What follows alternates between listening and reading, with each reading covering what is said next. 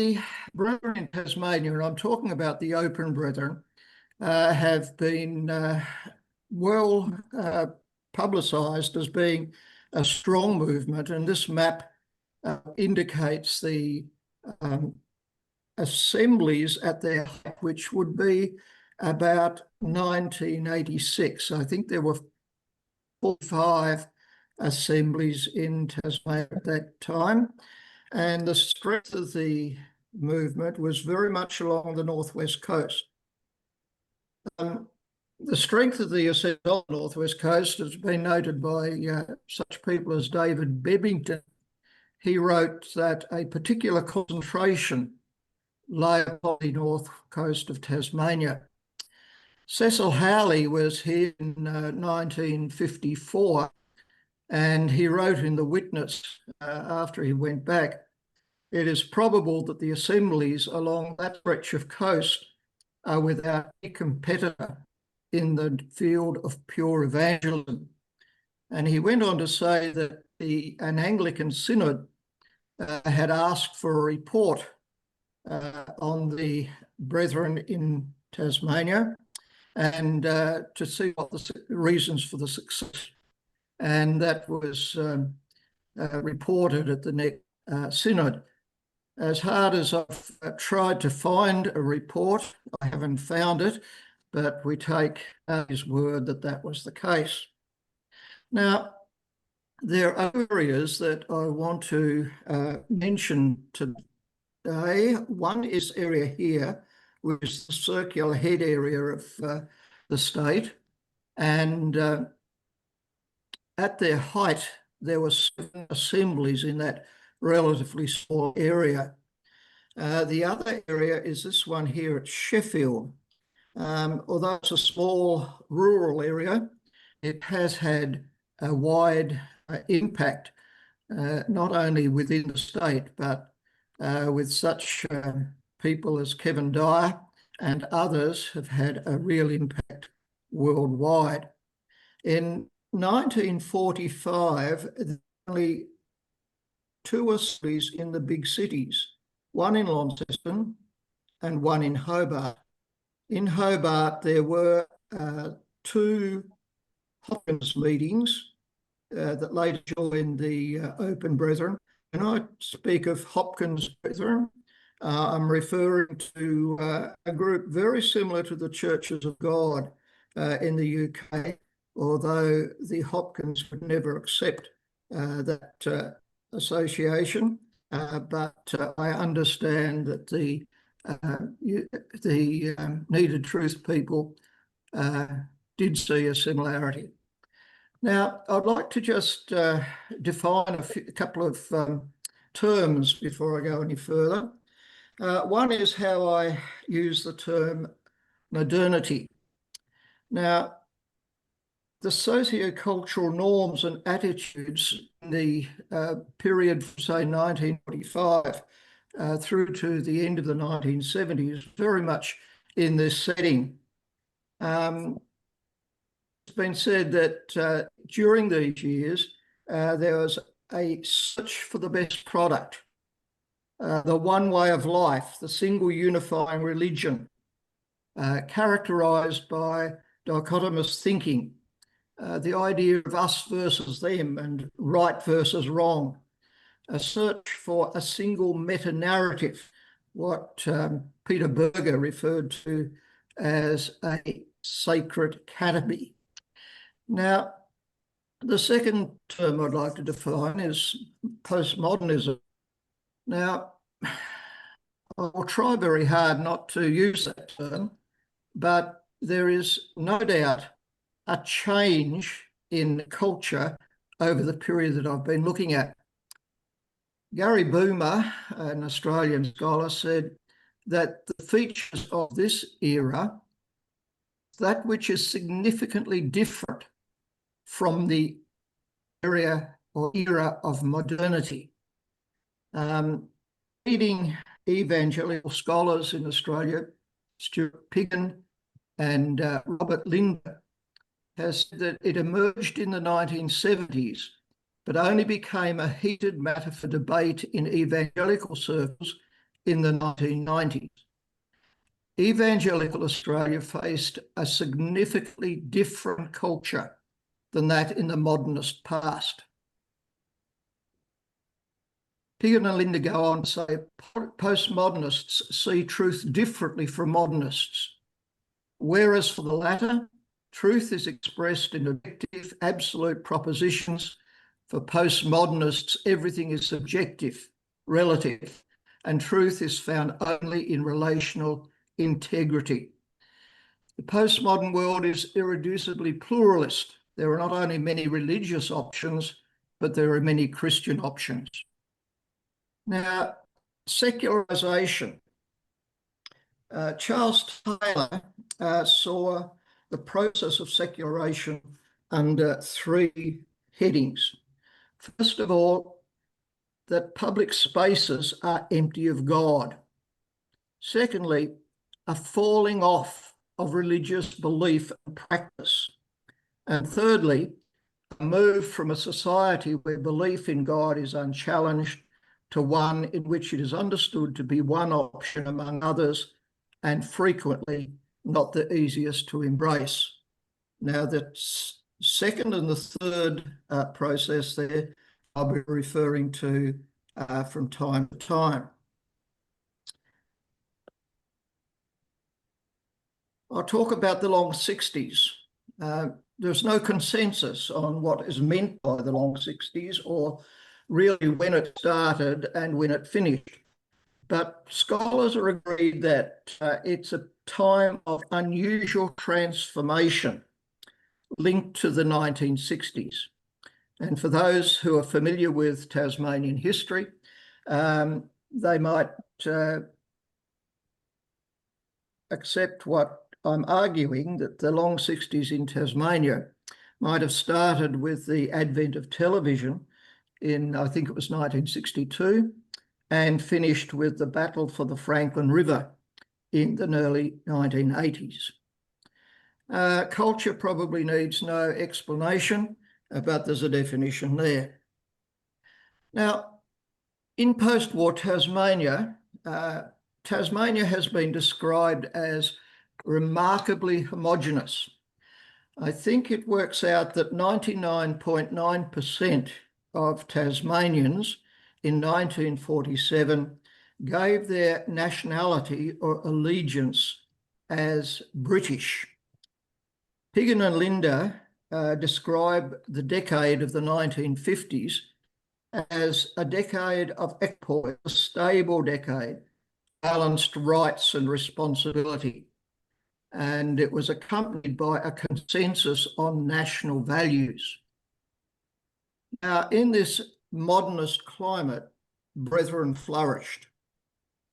This photo here is of the Camp Clayton campsite, which was developed at Overton in the 1950s. Brethren weren't willing to accept a mere consensus on national values. They were driven by the idea of the rapture and that souls needed saving. And in that climate, they thrived in building up ministries that had a large impact. During the 1950s, 4 new assemblies grew out of Sunday schools. There was a church plant at Upper Burney. In 1945, there were 3 overseas missionaries from Tasmania, and the 3 of them were in India. There was a couple from Tasmania working in outback Queensland, but that was the sum total of missionaries sent from Tasmania. But during the 1950s, the missionary movement really developed, particularly in India and Papua New Guinea. It has been suggested that the war experience encouraged a number to go back to the countries where they fought and take the message of the gospel. And Papua New Guinea was one which saw a number of ex-servicemen going out as missionaries. It might be said that in the 1950s, at the end of the 1950s, Brethren were in good heart. And this was the result of a network of kinship and friendship, of conferences, and three diligent home workers. It continued the pre-war cohesion of Brethren throughout the state, but particularly on the northwest coast. The 1950s had been a successful decade for Australian religion. Billy Graham was in Australia in 1959, and he had spectacular attendances and professions, and more growth was expected in the 1960s. However, David Hilliard, who has done a lot of work in this area, has shown that church attendance changed dramatically in the 1960s. From 30% of Australians who attended church in 1961, 10 years later, the figure was 20%. And in Tasmania, this was reflected too. Between the 1966 and 1976 censuses, the Baptists grew by 2.3%. Now, that might be positive, but between 1954 and 1966, they had grown by 23.3%. Other denominations declined, and I've got the figures there for you. Here we see Taylor's understanding of secularisation in the second sense clearly evident, a falling off of religious belief and practice. Now, I don't have time to go into the experience of the exclusives and what I call the closed table assemblies in Tasmania, but as far as the open assemblies were concerned, they struggled. And this was not just because there was no mechanism to launch a united defence against social and cultural change. Given the autonomous nature of assemblies, there was also a lack of experience in Brethren leadership. Sheffield, that small rural area that I mentioned before, with a strong Brethren heritage, was an example. The leadership's world was the farm and the assembly. And fixed in a pre-war era, they conducted their affairs as they had done in the previous decades. Education levels were high among the adult membership. However, a younger generation was enjoying a level of secondary education far higher than those in leadership. In a church of approximately 7 members, only one older member had post-secondary education. Now, the cultural differences in the two generations became clear when Cecil Howley was in Tasmania in February and March 1964. He was at Sheffield on the 25th and the 26th of February. There had been an unusual beetle fall, double E, beetle fall in the district in the recent past. And in the course of his address, Howley mentioned the Beatles, EA.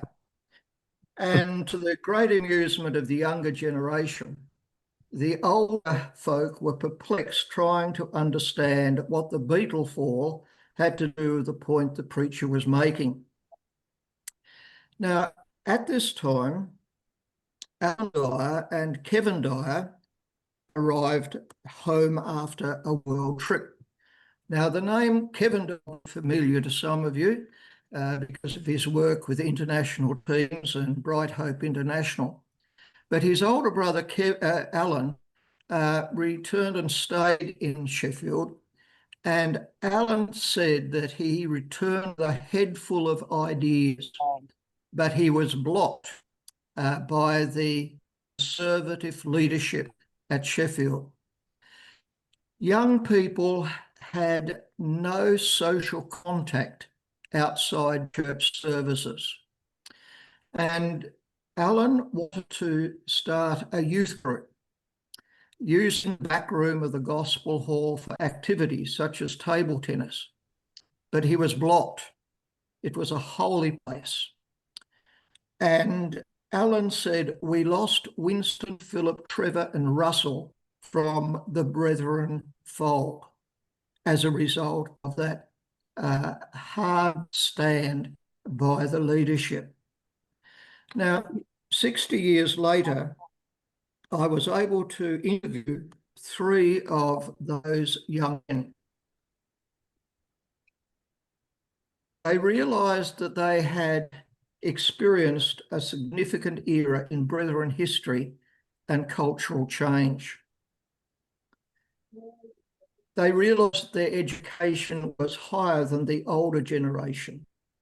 They recalled the hypocrisy of accepting tradition as truth, the use of music, where a cappella singing in the morning, but the piano was allowed in the evening.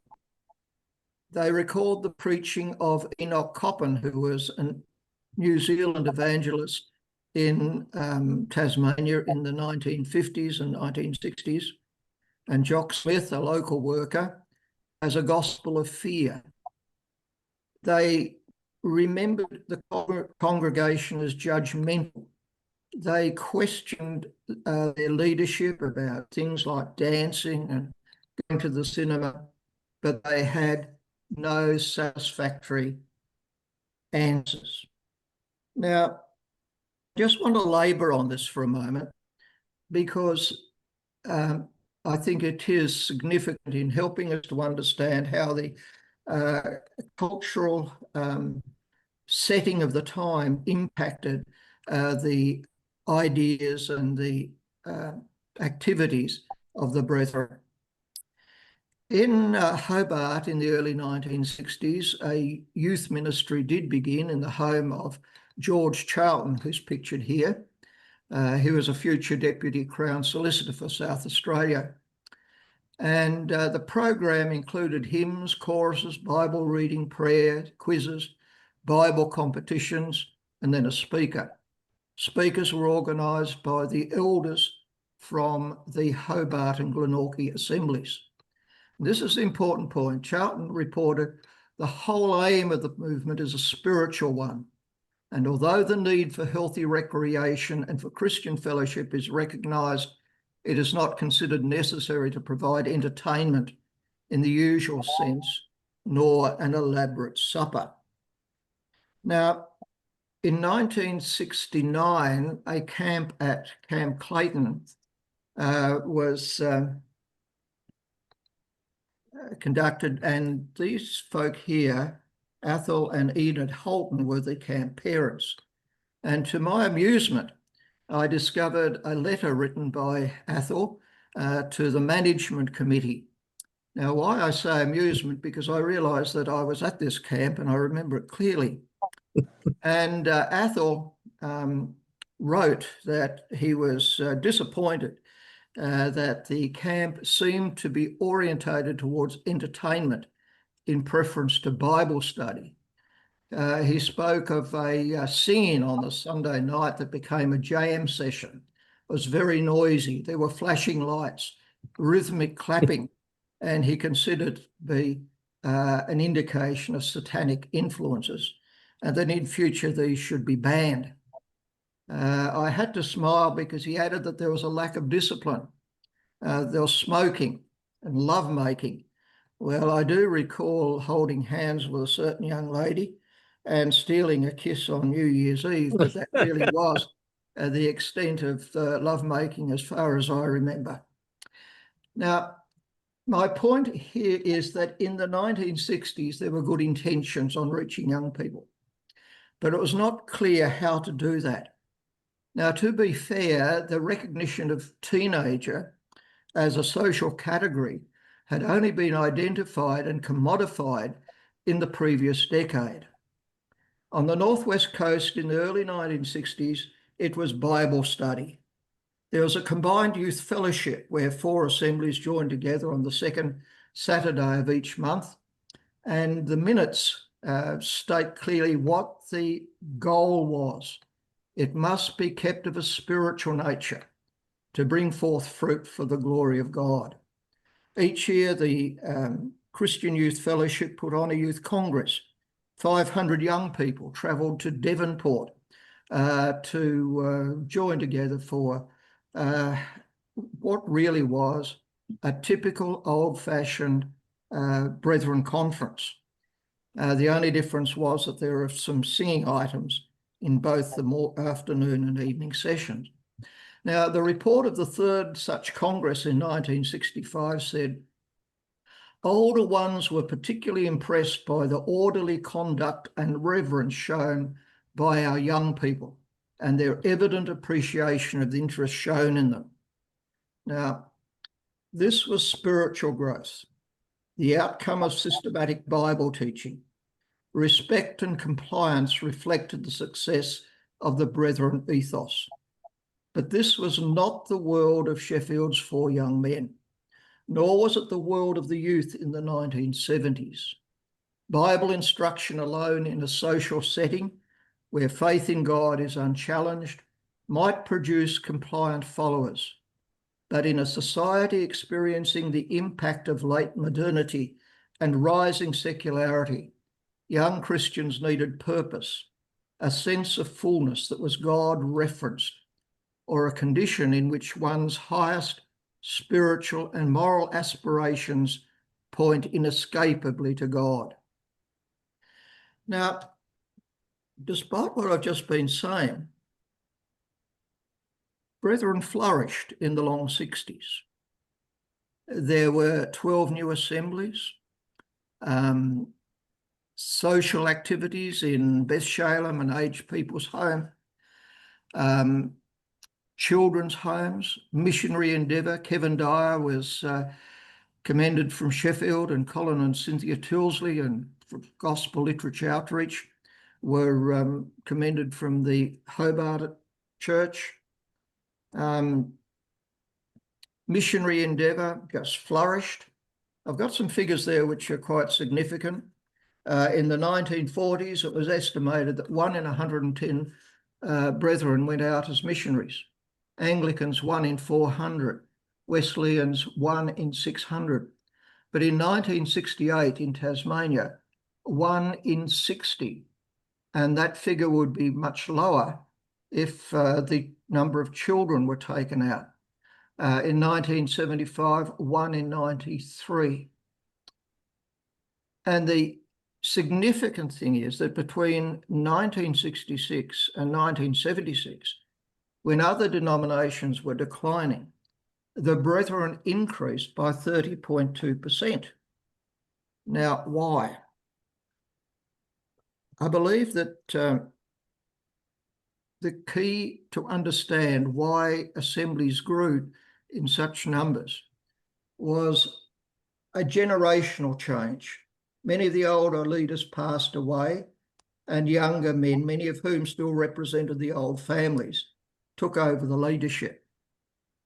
But the other factor was that in the late 1960s, a spontaneous youth ministry sprung up in Brethren assemblies, and supported by older believers, huge numbers were attracted to the Brethren and to faith in Christ. Now, this picture here is the front cover of a booklet written by a group of folk who ran the Boat Harbour Youth Group. And in this book, it's quite clear that the youth group of the 1970s was quite different from the youth group of the early 1960s. They were young people having fun, supported by older, understanding church members. The gospel was shared, but Bible knowledge was not the main aim. They played Australian football and cricket and netball. And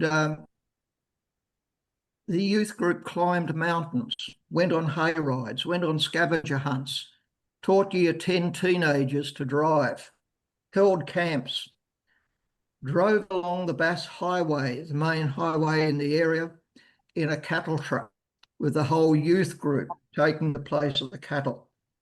But it was not only fun activities. Cell groups were held on alternative Friday nights for whole teenagers. 100 teenagers, along with their leaders, regularly filled the back room of the Boat Harbour Church They sang, laughed, celebrated birthdays, sometimes watched a film of a recent youth activity, and then went into small groups to share thoughts, ideas, and ask questions about God. Another very important youth ministry began down in Hobart, but with a very different focus. Under the leadership of John Woodward, an elder, and John Sykes, a graduate from the Emmaus Bible College, led the young people there in a very different way. Music was a major activity. Outreach activities with cantatas became a feature of their outreach. Regular conversions were seen. People I interviewed said that conversions amongst the youth was the rule rather than the exception. It was the emergence of these youth ministries that provided the alternative to the range of possibilities leading to an experience of secularity alone.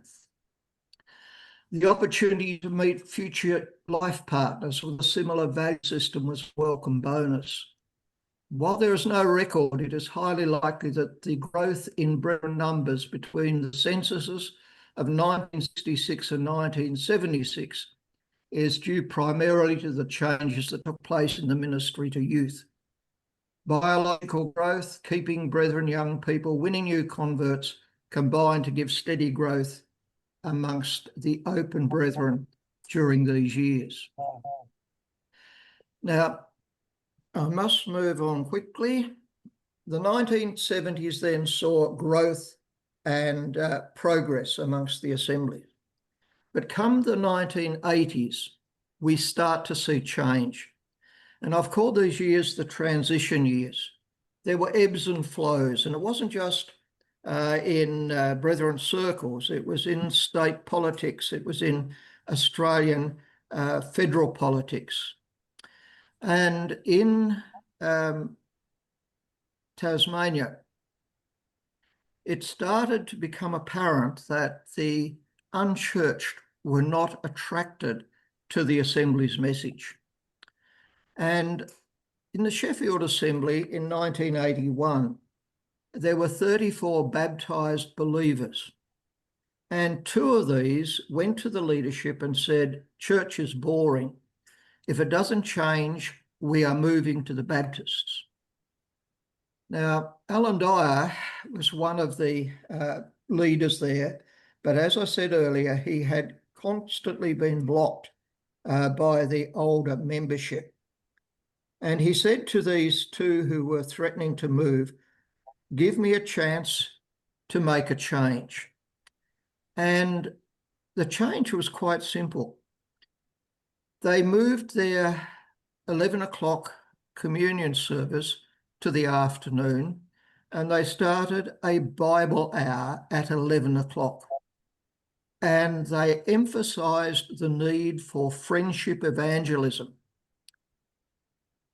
Now, by 1986, there were 90 in fellowship in that church, and 2/3 were from a non-brethren background.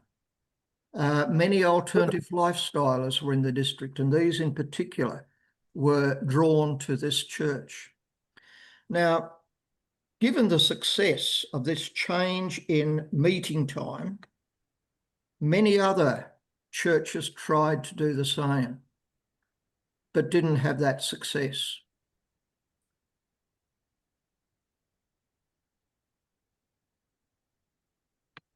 Brethren started to realise that society had really impacted their outreach. And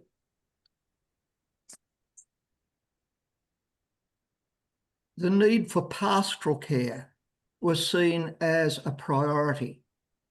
It wasn't just in brethren circles. The Sydney Anglicans experienced much the same.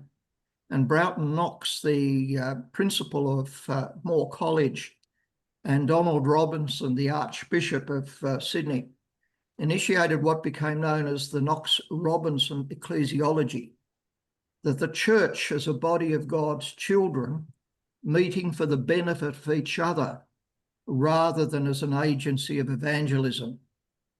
The complex pastoral system that developed was recognised and gave rise to the need for pastors. Other factors, well, an indication that the gospel probably wasn't the main priority was reflected in the change of name given to the churches. Gospel Hall was replaced by Bible Chapel or Christian Fellowship. The decade saw the role of women discussed and polarisation was the result of that.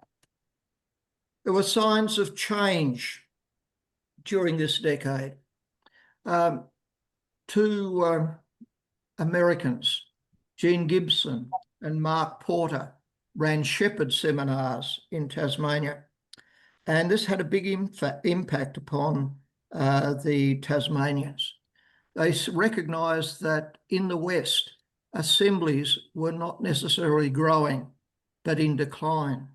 They recognised that something that had been a bit of a discussion point for a number of years, the role of elders, was not really biblical in many of the assemblies.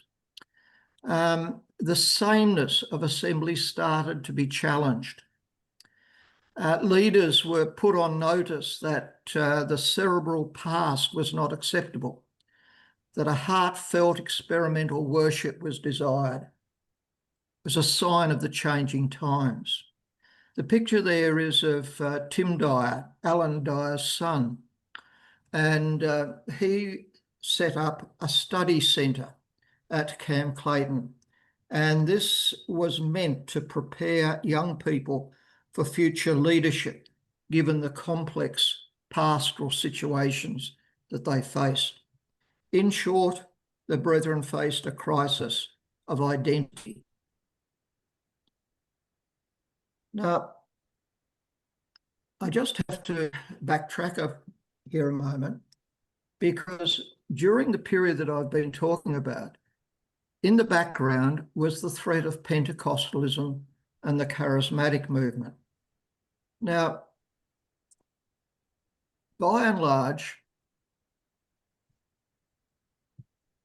the brethren in Tasmania were influenced by this gentleman here. His name was Enoch Coppin, and he was conducting an evangelistic crusade in Burnie in the mid-1950s when Pentecostalism started to impact the brethren. He gave a 3-hour address, which was transcribed and printed as a little booklet. It was cessationist and dispensational, and he described Pentecostalism as the hypnotic, healing and tongues wolf. It was all the work of Satan. Now, Coppin successfully settled the question for Tasmanian brethren for a generation, and he's considered responsible for the negative view of Pentecostalism and the charismatic movements until late in the 20th century. Any sign of Pentecostalism was moved on. At Murray Street Chapel in Hobart, there was an early morning worship time for up to 100 young people, coordinated by an elder. This was before the 11 o'clock service for worship. There was no known examples of charismata, but the elders shut it down and Ray Spedding was ostracised. Now, in a modernist climate, that was possible, but times were changing. Remember, Piggin and Linda said, modernism categorises reality in terms of truth and falsity, employs controls to guide people into truth and away from error. But there was a new cultural paradigm. The identity crisis coincided with a very different climate. Emotions and feelings were valued over cerebralism in worship. A closed interpretation of Scripture was no longer accepted. And Gary Boomer, who I mentioned previously, described this change as the search for experimental, the quest to not only know one is saved, but to feel saved, to be whole, to experience ecstasy, in short, to feel right. It's very strong. And this is a comment on religion and spirituality in Australia in general, by no means restricted to the Brethren.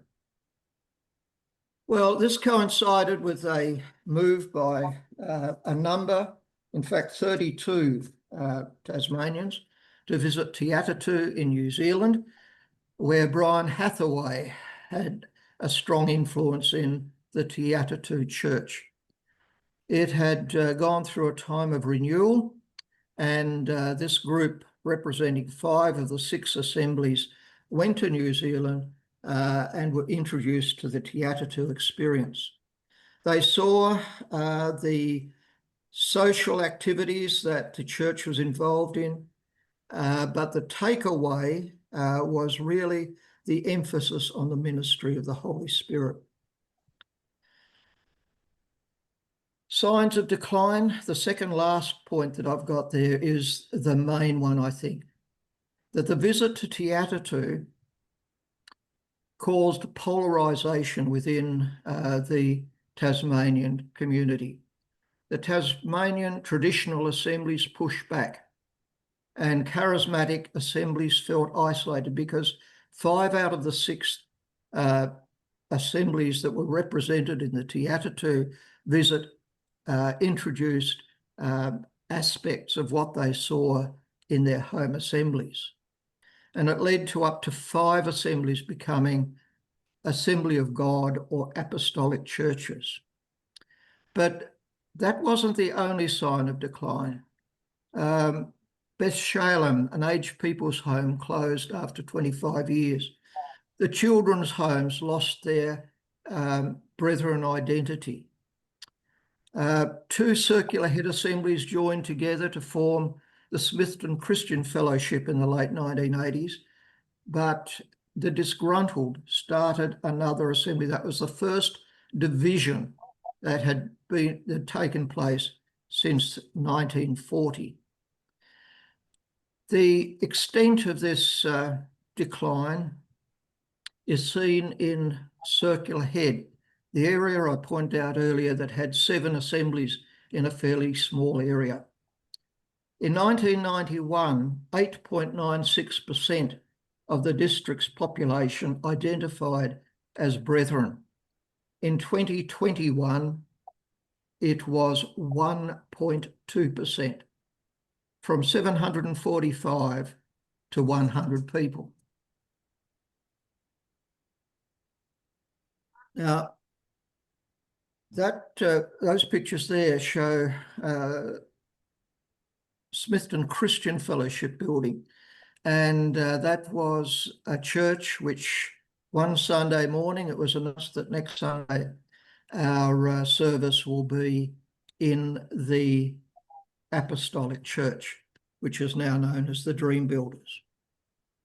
In my research, I discovered the findings of 63, I found the religious affiliation of 63 participants whose current religious affiliation has been identified. And the figures are there.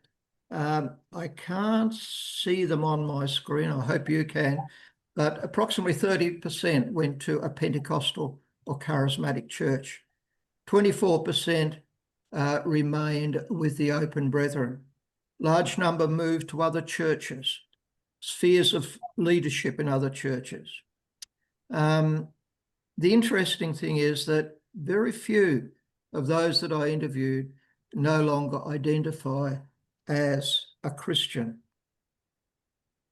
Very strong assemblies closed because of demographic causes, such as Wynyard and Burnie. At the same time, in the first decade of the 21st century, Brethren in Tasmania became known as Christian community churches. One of the movers for this was just the fact that there was a need for greater networking, but there was also a move to dissociate from the exclusives. Now, the state of the assemblies now, in 1976, nearly 4,000 were identified. I did a phone survey earlier this year, and the figure attending these churches is 1,581.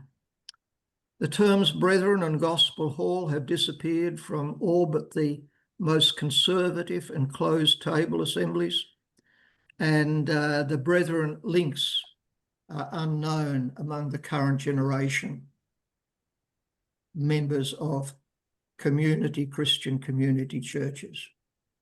Why? Why has there been this decline? Now, I've got an apology to make there for that word zeitgeist. I'm very critical of people who use elevated language to try to sound clever. It simply means the dominant school of thought or cultural climate. And the zeitgeist of the late 20th century and early 21st century reflects a marked change from modernity, a change from the rational approach to religious belief to the experimental and emotional was destined to challenge Brethrenism. The change in focus had begun in the 1980s as assemblies became aware of the pastoral demands created by changing moral standards and relationships within families. The socio-cultural context of the 1990s impacted religious life in Australia, and Tasmania did not escape. While societal change provided a climate for the experimental reality to flourish within Australian religion, it was nevertheless a significant step for Tasmanian Open Brethren to step outside their close-knit Brethren fellowship to new experiences of church. For generations, loyalty to one's Brethren heritage had been a feature of the Tasmanian Brethren. However, these years, the 1990s and 2000s, reflected the generational shift that had taken place and the decreasing sense of loyalty that developed as secularisation impacted close-knit communities. Secularising forces in Australia had broken down the sense of community in civic institutions, including churches. And for Tasmanian Brethren, the decision to move church was no longer hindered by an allegiance to a community that had confidence that they had the truth and identity as God's people that had been so important to earlier generations. The search to feel safe, to be whole, to experience ecstasy, to feel right became a priority. Given the strong cessationist history of Tasmanian Brethren, this change in direction for a large number of Open Brethren was monumental, but secularisation had played a part, not drawing Brethren believers towards unbelief, but creating an environment where the taken for grantedness was lost. The strong sense of being right, based on a literal reading of a Schofield reference Bible, had been replaced by a search to feel right. And in a pluralist society, many felt free to do so. Thank you for bearing with me through all that. Okay, thank you, John. That was marvellous survey of